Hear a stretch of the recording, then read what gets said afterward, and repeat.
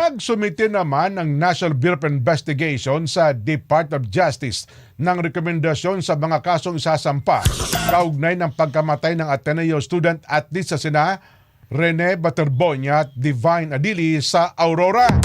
Inirekomenda ng NBI ang pagkasampa ng kasong reckless imprudence resulting in homicide laban kay Coach Tab Baldwin, 6 na assistant coach at isang physical therapist ng Ateneo Men's Basketball Team. Samantala, irerekomenda rin ang pagkasampa ng kasong simple negligence resulting in multiple counts of homicide laban sa 3 resort owners at isang athletic director na umano'y may kaugnayan din sa nasabing insidente. Inaasahang susuriin ng DOJ ang rekomendasyon ng NBI bago magpasya kung may sapat na batayan upang formal na maisampa ang mga kaukulang kaso.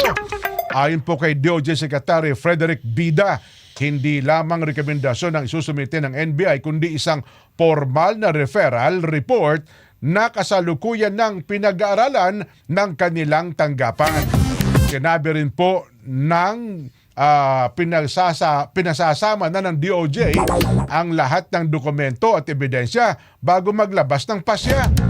Isasama rin sa pag-usuri ang naunang reklamo na inihain ng PNP-CIDG upang magkaroon ng iisa at mas malawak na pag-aaral sa kaso. Sinabi pa ng kalihim na malapit nang maglabas ng desisyon ang kanilang tanggapan kapag nakompleto ang konsolidasyon ng mga ebidensya.